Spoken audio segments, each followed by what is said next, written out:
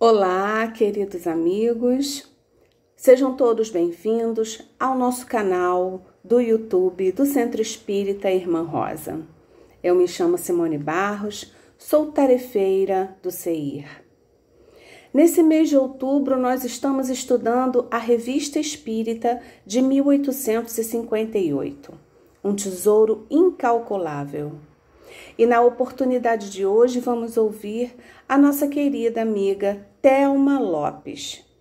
Thelma é tarefeira do Grupo Espírita Francisco de Assis e nos falará sobre contradições na linguagem dos espíritos. Mas antes de ouvirmos a nossa amiga Thelma, vamos fazer a nossa leitura edificante e a nossa prece inicial. A leitura de hoje está no livro Seara dos Médiuns, psicografia de Chico Xavier, ditada pelo Espírito Emmanuel, na lição 40, que se intitula Verbo e Atitude. Disse um grande filósofo: fala para que eu te veja. Muita gente acrescentará: escreve para que eu te veja melhor. E ousaríamos aduzir: age para que eu te conheça.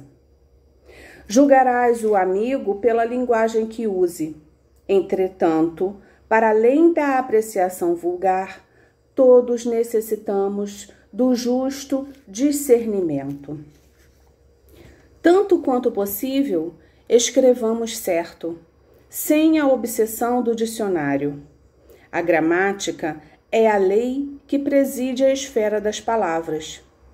A instrução cerebral, porém, quando sem bases no sentimento, é semelhante à luz exterior.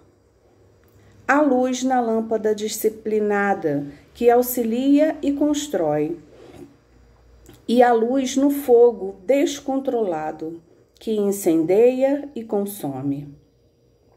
Identifica o mensageiro, encarnado ou desencarnado, pela mensagem que te dê.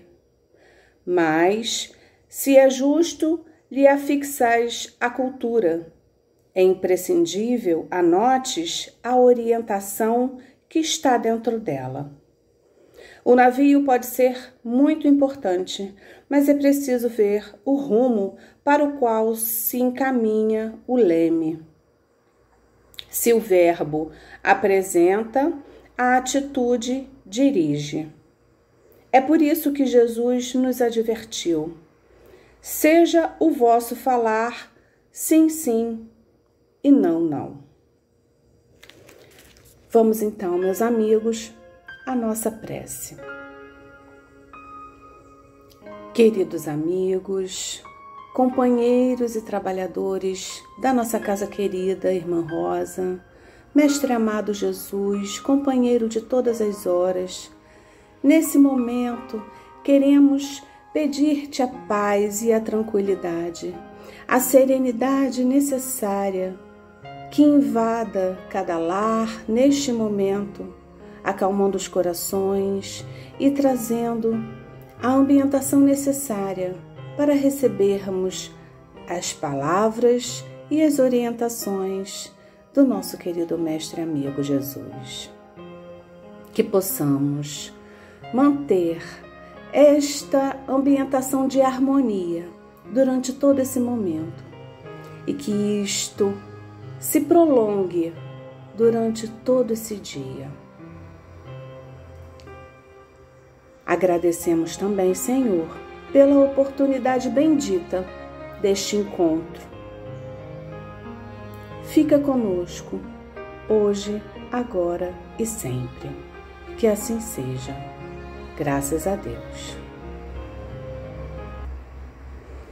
Vamos então, neste momento, passar a palavra para a nossa companheira Thelma Lopes. Olá, meus irmãos.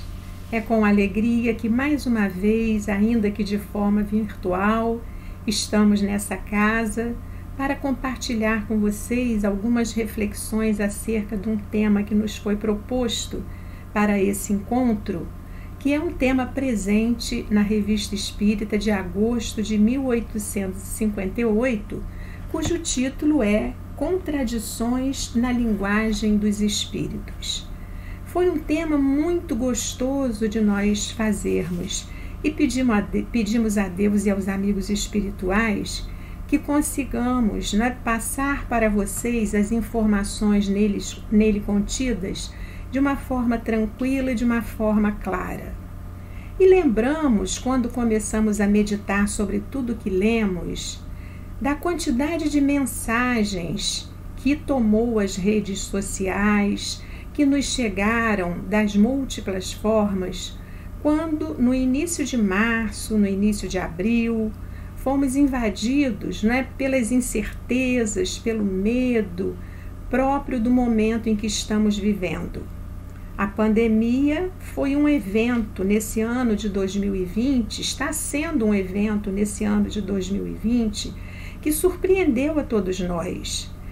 Em 2019, ou dias antes, né, daquele fatídico dia em que ela foi anunciada, nenhum de nós poderíamos prever o que seria esse ano.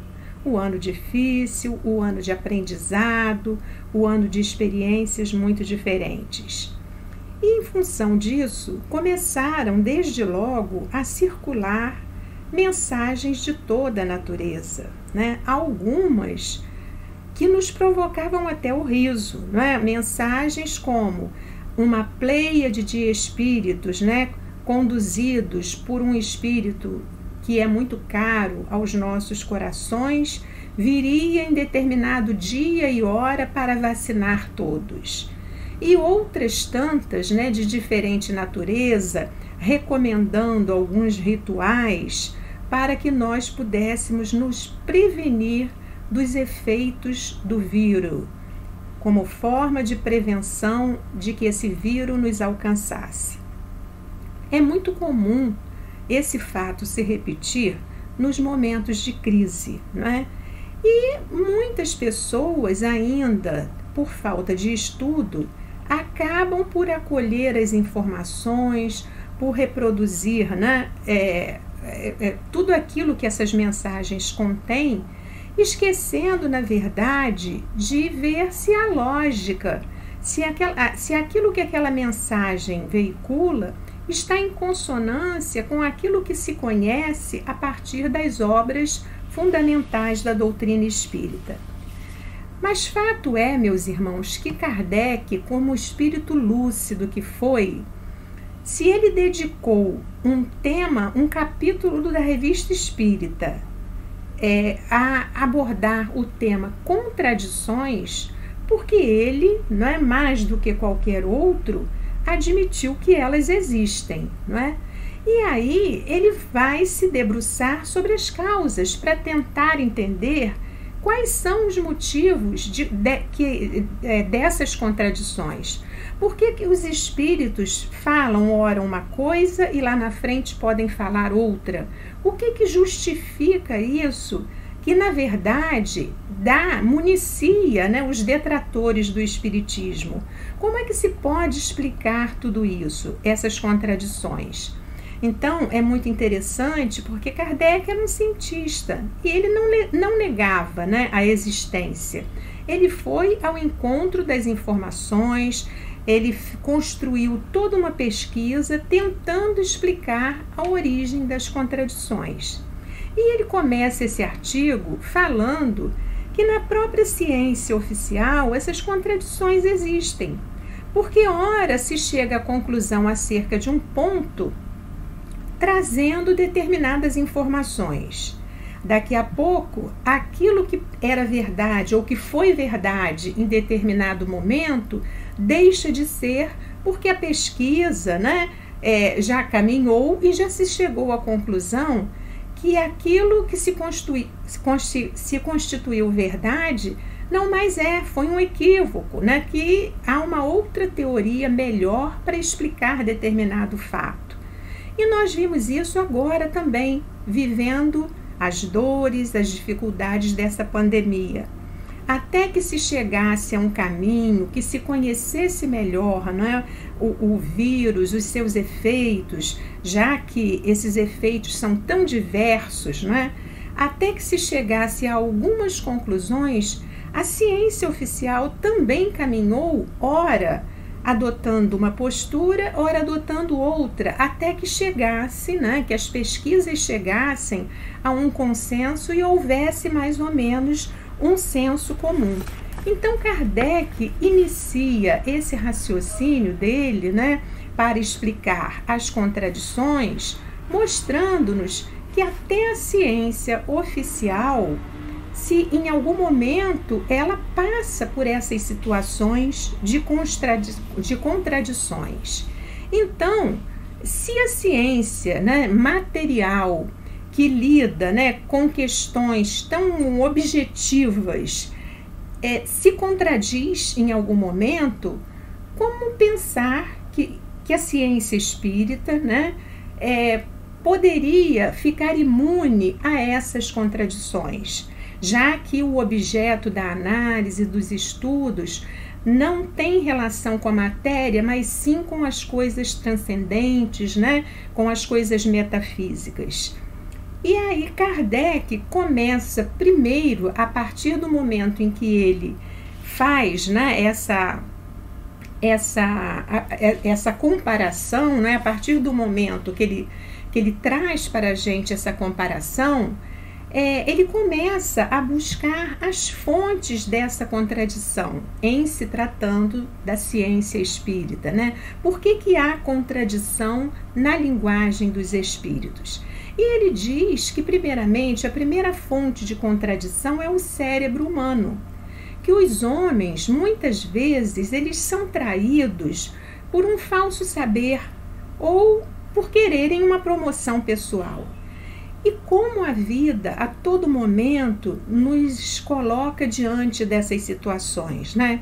Como muitas vezes nós, a princípio, até nos impressionamos com algumas falas, com alguns discursos, e depois, numa análise mais criteriosa, a gente pode observar que aquela fala não tem consistência, que aquele discurso ele está em contradição, né, com a realidade, que a pessoa que veicula aquela fala, aquela informação, às vezes de uma forma pomposa, de uma forma eloquente, na verdade não está dizendo muita coisa, está ali tentando se autopromover. Então, segundo Kardec, uma das fontes de contradição seria exatamente o cérebro humano. E a outra fonte de contradição seriam a outra fonte de contradição seria aquela revelada pelos espíritos. Então, a princípio, os espíritos eram tidos como seres à parte da criação. Quando se falava em espírito, era sempre em entidades que nada tinham a ver com a criação, eram seres superiores, dotados, né, de qualidades especiais. Mas a doutrina espírita veio exatamente desmistificar tudo isso. No capítulo 1 do Livro dos Médiuns, nós temos lá, o capítulo, ele se intitula, ele é uma pergunta, né? O capítulo é Há Espíritos? Nesse capítulo, quando Kardec começa ali primeiro, né, a construir, né, o raciocínio, provando, né, a existência do espírito, ele chega a uma conclusão que vem, de certa forma, justificar todas essas contradições que nós podemos perceber ao longo dos nossos estudos que existe na linguagem dos espíritos e que foram, conforme já falamos, né, objeto de massacre até dos detratores, daqueles que queriam desqualificar a doutrina espírita. Então Kardec, nesse capítulo, ele diz que essas almas que povoam o espaço são as almas que chamamos espíritos.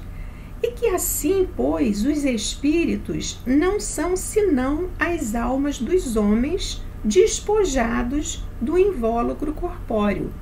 Ou seja, os espíritos não são seres especiais da criação, são as almas dos homens que, despojados do corpo físico, povoam o espaço. E aí, quando a gente chega, né, a essa compreensão, tudo fica mais claro. Esse ponto de vista, né, essa forma de entender o espírito, e que não foi fruto de uma teoria pré-concebida, mas foi fruto das experiências feitas exaustivamente por Kardec, né? Essa conclusão a que ele chega muda tudo. Por quê? Se os espíritos são as almas dos homens, os espíritos adentram ao mundo espiritual tal qual eram aqui na Terra.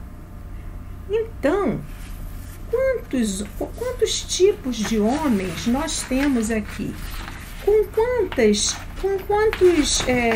quantas diferenças nós convivemos quando estamos aqui vivendo a experiência da matéria? Nós cruzamos com aquela pessoa agressiva, prepotente, leviana, hipócrita, que tenta ostentar um saber que na verdade não tem. Então, o estágio em que nos encontramos aqui quando vivemos, né, nesse planeta de provas e expiações, né, esse estágio nos classifica, né, nos coloca em diferentes situações, né, em diferentes estágios dentro do processo de crescimento espiritual. E isso está muito bem descrito no item 100, na questão 100 de O Livro dos Espíritos, quando Kardec, de forma didática e até esclarecendo que o objetivo é meramente didático, né?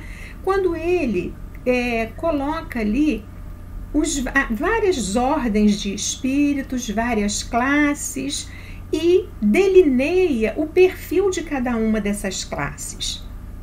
Então, se nós temos aqui no planeta Terra espíritos que já conquistaram uma moralidade, que já conquistaram uma sabedoria relativa, compatível ainda, né, com o planeta em que nós estamos, nós temos outros tantos que estão ainda vivendo situação de ignorância, ainda comprometidos com o mal, ainda vivendo experiências muito materiais.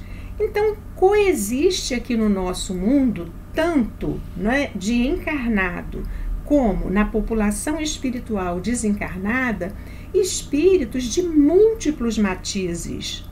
E se os espíritos são as almas dos homens, eles chegam lá nessa mesma condição. Não é o fato de transpor, né, os umbrais do plano espiritual que vai fazer com que eles ganhem, com que eles conquistem virtudes que ainda não fizeram por ter. Então vejamos, se aqui nós estamos todo dia a braços com farsantes, de vez em quando somos avisados pelas redes sociais, pelo WhatsApp, dos golpes que são, né, estruturados, que estão circulando por aí. Se há farsantes aqui, por exemplo, no mundo material, esses que se comprazem com esse tipo de coisa, quando chegarem do outro lado, chegarão da mesma forma. Por outro lado, a Terra é esse grão de areia, a Terra ainda é um mundo intermediário. Os espíritos que aqui habitam, eles estão muito longe das conquistas morais e espirituais que lhes permita, por exemplo, a falar sobre qualquer tema, a ter segurança para trazer informações que muitas vezes nós desejamos saber, mas que eles não têm condições e que nós também não temos ainda possibilidade de acesso. Então, essa conjugação de fatores, a condição do nosso mundo, acompanhada, né, pela condição dos espíritos, né, que habitam aqui, os espíritos encarnados e desencarnados, que também fazem parte dessa população, são fontes, né, de contradições na linguagem dos espíritos. E aí Kardec faz parte de um exemplo para tentar aclarar essa ideia muito interessante. Ele começa criando uma situação hipotética, falando que imaginemos que se monte aqui uma caravana de espíritos que vão habitar na Lua. E aí surgem espíritos, né, de diferentes continentes, com vivências diferentes, com religiões diferentes. Chegando lá na Lua, quando se instalam lá, e que são questionados lá pelos selenitas, né, acerca do que acontece aqui, de como é o nosso mundo, dependendo da situação que esses espíritos ostentaram aqui, eles vão passar para os habitantes da Lua, para os selenitas, as informações segundo a sua ótica pessoal. Então, por exemplo, aquele que convive numa tribo em que a prática do canibalismo ainda é aceita, ele vai dizer, não, lá na Terra nós comemos uns aos outros, né? Isso é lícito, isso é válido. Aquele religioso fundamentalista que entende que matar em nome de Deus, né, é justificável, ele vai passar esse tipo de informação lá para os habitantes da Lua. Aquele sábio que já conhece os grandes filósofos e já tem uma compreensão da vida melhor, vai passar para os habitantes da Lua uma outra visão acerca das relações humanas, acerca da convivência e tudo mais. E aí, aqueles que estão ouvindo, né, ouvindo todas aquelas histórias, quando vão confrontá-las, não terão condição de chegar a um denominador comum. Mas lá, um habitante da Lua, que seja um estudioso, um perquiridor, ele pode sim, de posse de todos esses depoimentos, chegar a conclusões, por exemplo, comparando, analisando, que aqui na Terra ainda tem sim pessoas, né, que adotam a prática do canibalismo, mas que outras, né, a grande maioria já não adota mais essa prática. Ele pode chegar também à conclusão que a Terra é fria em alguns lugares e é quente em outros, já que ele ouviu essas duas versões acerca da mesma pergunta feita. Ele pode chegar também à conclusão de que há grupos que ainda matam em nome de Deus, sim, mas que isso não é regra, que isso se constitui atualmente uma exceção. Então, esse sábio, né, esse pesquisador, né, habitante da Lua, ele vai chegar a essa conclusão. E aí, de posse desse exemplo hipotético, Kardec transfere isso para a relação dos homens com os espíritos desencarnados, né? Ele transportou esse exemplo hipotético para a visita que os espíritos desencarnados fazem usando como instrumento os médiuns. Então, se os espíritos desencarnados chegam ao plano espiritual da mesma forma em que deixaram o corpo físico, será que eles teriam toda a sabedoria para falar sobre todos os temas? Né? Então, dependendo da pergunta que se lhes faça, a resposta que virá deles é uma resposta que possa merecer da nossa parte crédito absoluto sem que a analisemos? E se for um espírito leviano que estiver nos trazendo aquela resposta? E se for um espírito que estiver usando um nome de um outro que impressione, mas que não pertença à mesma categoria, à mesma classe a que aquele outro espírito pertença? Então, há todas essas situações que podem justificar essas contradições. E aí, tem uma passagem aqui que nós pedimos licença para ler, porque Kardec diz assim: pela linguagem reconhecerá sem dificuldade o verdadeiro sábio do ignorante, o homem sério do leviano, o que tem juízo daquele que raciocina em falso. não confundirá os bons e os maus sentimentos, a elevação com a baixeza, o bem com o mal, e dirá de si mesmo: devo ouvir tudo, escutar tudo, porque mesmo na conversa do homem mais embrutecido posso aprender alguma coisa. E aí Kardec continua, insistindo nessa tese de que a linguagem dos espíritos traz para todos nós uma carga de informação muito grande acerca da situação e da credibilidade que nós podemos dar ao que esse espírito diz. Então ele diz assim: quando aprendermos a conhecê-los, quando aprendermos a conhecê-los, julgá-los-emos por sua linguagem, por seus princípios, e suas contradições nada mais terão que nos deva surpreender, porquanto vemos saber em uns aquilo que outros ignoram. E ainda diz, pega com o exemplo daquele homem que está ali na base da montanha, no sopé da montanha, e que só tem a visão limitada ali do seu entorno, mas que à medida que ele se eleva, a sua visão da realidade em que ele está inserido é muito mais ampla. No topo da montanha, ele tem descortinado horizontes sem limites. E aí ele parte para essas contradições. Quais são essas contradições que trazem a linguagem dos espíritos? Que tipo de contradição, se observa? Quais são as causas, melhor dizendo, das contradições na linguagem dos espíritos? E a primeira ele diz que é o grau de ignorância ou de saber dos espíritos ao qual nos dirigimos. Então, como já falamos, cada espírito encontra-se em um grau de desenvolvimento, não é? Nem todos os espíritos já têm a sabedoria para responder acerca de qualquer tema.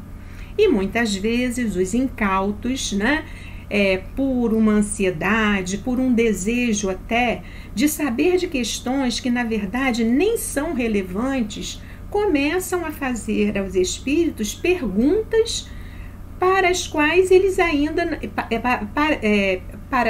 eles não têm condição de responder. E aí recebem respostas contraditórias. Uma outra causa é o embuste dos espíritos inferiores, que, tomando nome sob empréstimo, podem dizer por malícia, ignorância e maldade o contrário do que lhes disse o espírito cujo nome usurparam. Então, quantas mensagens de espíritos de escola nos chegam que, quando a gente vai analisar, a gente vê que não pode ser pela forma, como é construída, pelo esvaziamento de um sentido, por ali ter apenas puerilidades, e aquele espírito daquela categoria já estar além daquilo ali, daquela banalidade toda que está sendo dita, Então, se a gente evoca um espírito que não pode vir para responder por alguma razão, e a gente insiste, por exemplo, em querer saber, um outro espírito pode, de forma leviana, ocupar o lugar daquele por quem se chamou e falar aquilo que com certeza aquela pessoa, aquele espírito não diria. Não por acaso nós vamos ver que lá no Livro dos Médiuns, no capítulo 20, que nós vamos ver no capítulo 27, por exemplo, que é das contradições e das mistificações, Kardec falar acerca disso, que há espíritos que se passam por outros. Então essa é uma forma de embuste e de que a contradição se apresenta. Uma outra fonte também de contradição são os defeitos pessoais dos médiuns.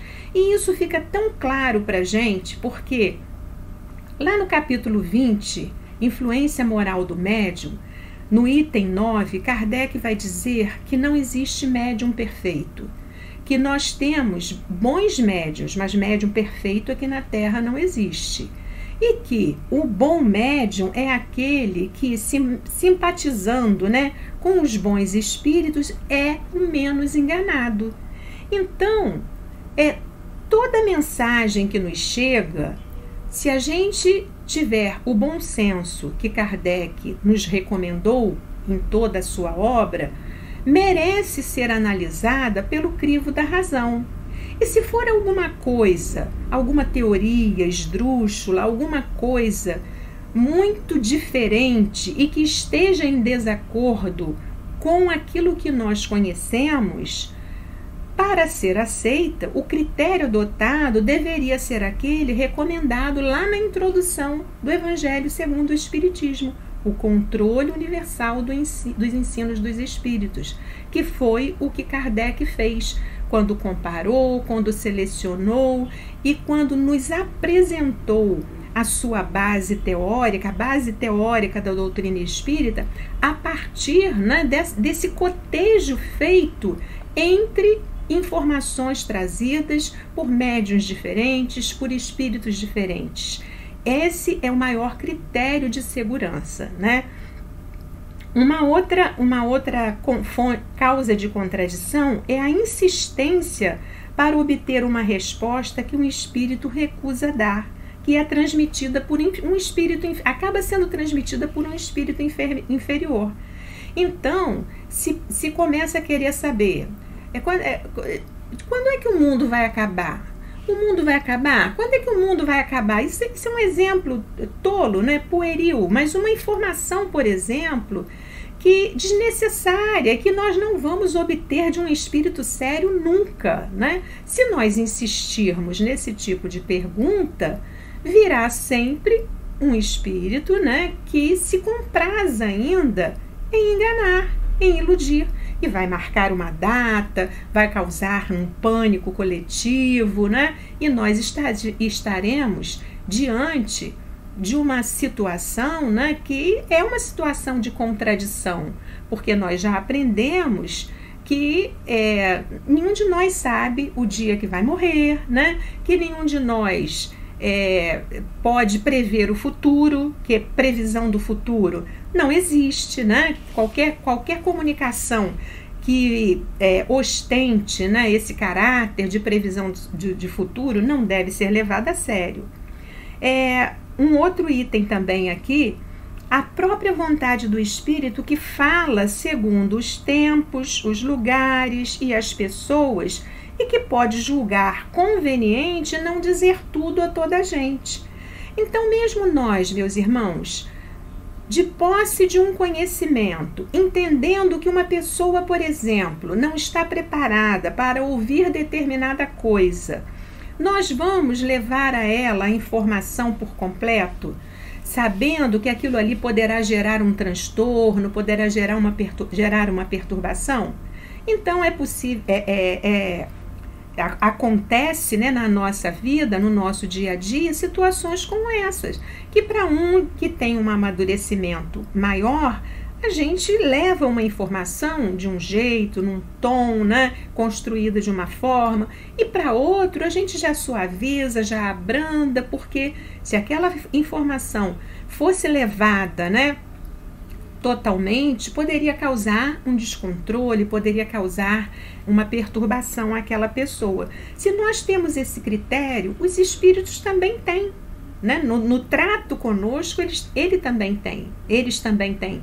E isso poderia ser uma fonte aparente de contradição. Outra coisa que ele coloca é a insuficiência da linguagem humana para exprimir as coisas do mundo incorpóreo. Quantas vezes no Livro dos Espíritos nós nos deparamos, né, até com esse pito dos espíritos, quando Kardec insistia em fazer uma pergunta que já havia feito anteriormente, né, para ver se o espírito respondia, para se sentir contemplado com a resposta. Quantas vezes os espíritos vieram e disseram a ele: vós ainda não estáis preparados para saber disso, para entender disso dessa forma. E uma outra fonte de contradição é a interpretação que cada um pode dar a uma palavra ou explicação conforme suas ideias, seus preconceitos, não é? Então, uma informação que chegue de um espírito pode, de acordo com o meu repertório, de acordo com tudo aquilo que eu construí em termos de conhecimento, me chegar de uma forma e chegar para um outro companheiro de uma outra forma completamente diferente, porque as vivências deles são outras, as experiências são outras, a bagagem que ele traz é outra. Essa também é uma fonte de contradição que não pode ser desprezada. E aí a gente relata aqui, né, retoma aqui a questão da importância do ambiente do grupo de estudo ser aquele ambiente em que se fale tudo, em que não haja uma autoridade ali ditando, né, o conhecimento, que não haja um professor, mas que seja um espaço de troca, porque muitos de nós podemos compreender a doutrina de uma forma diferente de um outro companheiro, nem melhor nem pior, mas diferente. E aí é nesse espaço de discussão fraterna, de busca, né, verdadeiramente pelo conhecimento, busca em que o móvel seja, né, efetivamente esse conhecer, esclarecer, é que nós vamos afastando essas contradições, é que nós vamos compreendendo, né, a mensagem que nos é trazida da forma como deve ser compreendida. E aí, Kardec conclui esse capítulo, né, depois que ele fala em todas essas causas de contradição e explica e mostra da importância de nós vermos, né, a linguagem dos espíritos, qual é a mensagem que nos quer passar, e isso é muito repetido no capítulo 27 do Livro dos Médiuns, das contradições e mistificações também. Depois que ele fala tudo isso, ele diz que só um estudo longo e assíduo pode afastar essas dificuldades. Só com um estudo longo e assíduo, essas dificuldades relativas às contradições serão vencidas. Porque fato é, meus irmãos, que assim como muitos ainda aceitam, né, essas mensagens absurdas que nos chegam com assinaturas respeitáveis e que sabemos que não são, né? Outro tanto de pessoas que já se dedica ao estudo, a esse estudo sério que Kardec tanto recomenda, de pronto já rechaçam, já não acolhem, né, essas mensagens, porque já conseguem perceber na leitura do primeiro parágrafo os absurdos contidos. E Kardec ainda diz uma frase muito interessante: jamais dissemos que a ciência espírita era uma ciência fácil. E aí, de tudo isso que nós compartilhamos aqui, que nós refletimos, né? Quais seriam as consequências que nós extraímos para a nossa vida? Porque nós buscamos o conhecimento espírita não para nos tornarmos enciclopédias, né? Não para ostentarmos diante dos nossos pares que nós sabemos isso ou que nós conhecemos aquilo. Mas, na verdade, o conhecimento espírita significa para nós ferramenta de transformação, de crescimento, né? Nós precisamos evoluir intelectualmente e moralmente. Então, sair da condição de credulidade, de ingenuidade, é necessário para esse nosso desenvolvimento intelectual, mas também é necessário para que nós possamos conquistar essas virtudes, né, que nos faltam. O Paulo, na carta aos Tessalonicenses, no capítulo 5, versículo 21, ele recomenda: examinai tudo, retende o bem. E Kardec fala que até nessas mensagens, né, que veiculam essas aparentes contradições, até delas nós podemos extrair conhecimento. E se assim não fosse, ele não teria dedicado um capítulo do Livro dos Médiuns a tratar das mensagens apócrifas. já fazendo ali comparações que nos indiquem, né, critérios de saber o que deve ser aceito do que não deve, qual deve ser o caminho, o percurso que nós precisamos fazer para afastar o joio do trigo. E ainda temos, né, na carta de João, a recomendação: não creiais em todos os espíritos, mas experimentai se os espíritos são de Deus, porque muitos falsos profetas se levantarão em meu nome, né? Se levantarão no mundo, na primeira epístola de João, capítulo 4, versículo 1.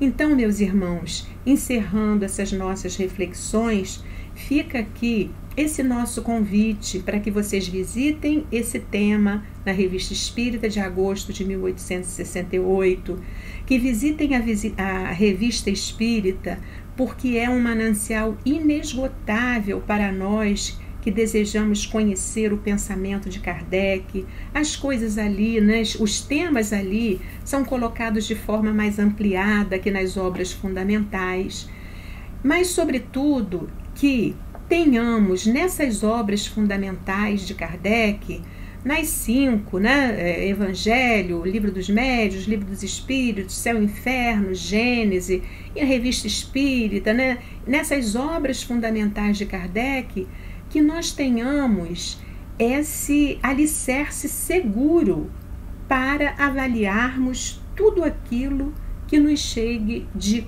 qualquer espírito através de qualquer médium, porque esse é o critério seguro se nós quisermos realmente caminhar com a verdade.